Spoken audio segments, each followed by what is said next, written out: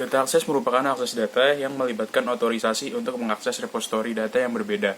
Data akses dapat membantu membedakan kemampuan administrator dan pengguna. Misalnya, administrator mungkin memiliki kemampuan untuk menghapus, mengedit, dan menambahkan data.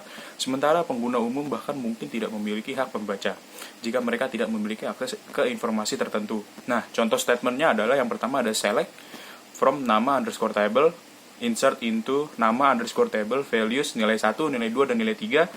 Yang ketiga ada update, itu ada nama underscore tabel, set kolom 1 sama dengan nilai 1, kolom 2 sama dengan nilai 2, where kondisinya.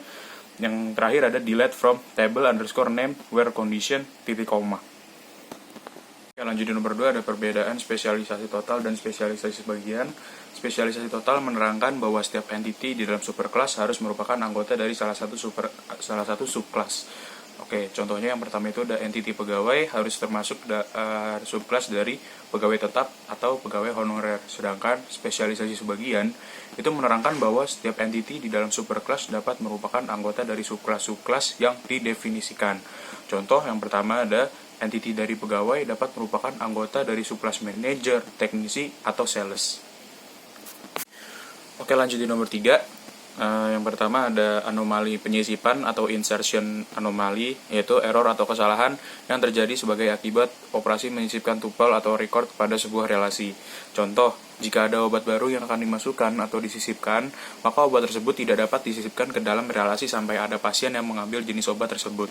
Yang kedua, ada deletion anomali atau anomali penghapusan, yaitu error atau kesalahan yang terjadi sebagai akibat operasi penghapusan terhadap tuple atau record dari sebuah relasi. Contoh, jika pasien memiliki nomor pasien 1 dan membatalkan tidak jadi menebus resep obat tersebut, maka jika rekor tersebut dihapus, akan menyebabkan hilangnya informasi tentang kode obat tersebut. Nah, yang terakhir ada update anomali, yaitu error atau kesalahan yang terjadi sebagai akibat operasi perubahan tuple atau record dari sebuah relasi.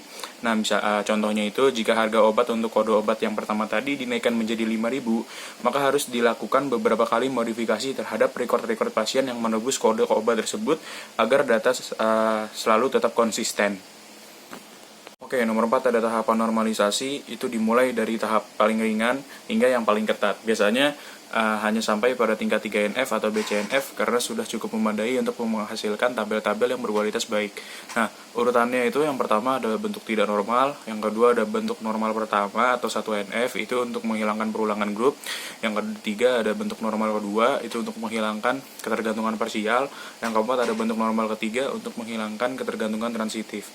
Oke, tahapan pertama itu ada bentuk normal 1NF, terpenuhi jika sebuah tabel tidak memiliki atribut bernilai banyak atau multi-valued atribut. Lalu ada atribut composite atau kombinasinya dalam domain data yang sama. Itu setiap atribut dalam tabel tersebut harus bernilai atomik atau tidak dapat dibagi-bagi. Selanjutnya ada tahapan kedua, ada bentuk normal tahap kedua, yaitu 2NF. Itu bentuk normal 2NF terpenuhi dalam sebuah tabel jika telah memenuhi bentuk 1NF, dan semua atribut selain primary key secara utuh memiliki functional dependency pada primary key. Nah, sebuah tabel tidak memenuhi 2NF jika ada atribut yang ketergantungannya hanya bersifat parsial saja, atau hanya tergantung pada sebagian dari primary key. Jika terdapat atribut yang tidak memiliki ketergantungan terhadap primary key, maka atribut tersebut harus dipindah atau dihilangkan. Lalu ada tahapan terakhir, yaitu ada bentuk normal 3NF terpenuhi jika telah memenuhi bentuk 2NF, dan jika tidak ada atribut non-primary key yang memiliki ketergantungan terhadap atribut non-primary key yang lainnya. Untuk setiap fungsional dependensi dengan notasi X ke A, maka X harus menjadi super key pada tabel tersebut, atau A merupakan bagian dari primary key pada tabel tersebut. Sekian jawaban dari saya, kurang lebihnya mohon maaf. Wassalamualaikum warahmatullahi wabarakatuh.